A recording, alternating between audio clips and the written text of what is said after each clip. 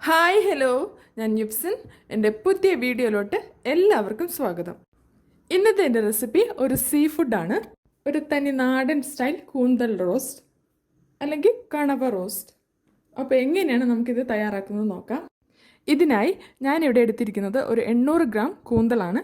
ഇതിലേക്ക് 1/2 ടീസ്പൂൺ മഞ്ഞൾപ്പൊടി, 1 ടീസ്പൂൺ മുളക് പൊടി, 1/2 ടീസ്പൂൺ ഉപ്പ് ചേർത്തൊന്ന് നന്നായിട്ട് കുറച്ച് നേരം ഒന്ന് മാരിനേറ്റ് ചെയ്ത് വെക്കാം.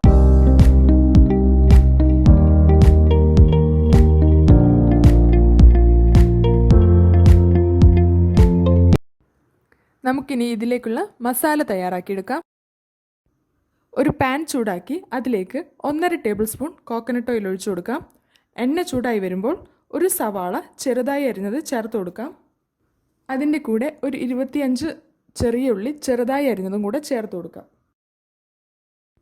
ഈ സവാളയും ചെറിയുള്ളിയും ഒരു ബ്രൗൺ കളർ ആവുന്നത് വരെ ഒന്ന് വഴറ്റിയെടുക്കണം.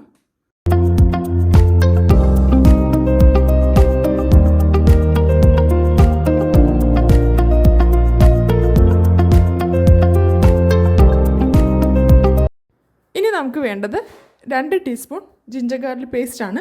അതുകൂടി ഒന്ന് ചേർത്ത് കൊടുക്കാം.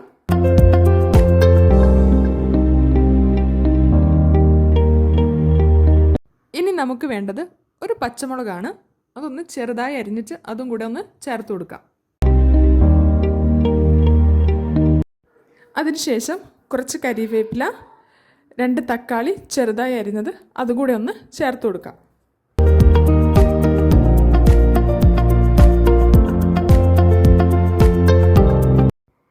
ഈ സവാളയും തക്കാളിയും എല്ലാം നന്നായി വഴന്നതിന് ശേഷം നമുക്കിനി ഇതിലേക്ക് 1 ടീസ്പൂൺ ഉപ്പ് ചേർത്ത് കൊടുക്കാം.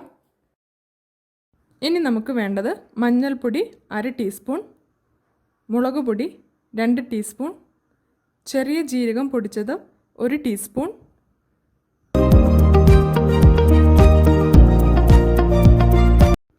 മല്ലിപ്പൊടി 2 ടീസ്പൂൺ, കുരുമുളക് പൊടി 1/2 ടീസ്പൂൺ ചേർത്ത് നന്നായി ഒന്ന് വഴറ്റിയെടുക്കാം.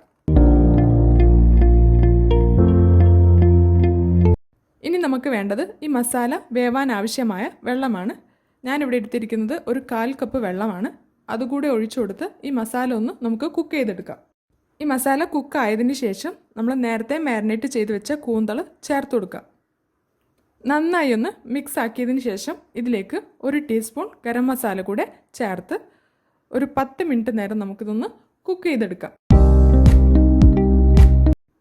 10 മിനിറ്റിന് ശേഷം കുറച്ച് കരിവേപ്പില കൂടെ ഇട്ട് കൊടുക്കാം.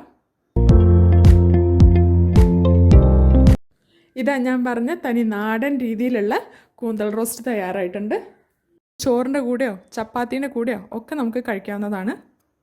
കുറച്ച് മല്ലിയില കൂടെ ഞാനിവിടെ ചേർത്ത് കൊടുക്കുന്നുണ്ട്.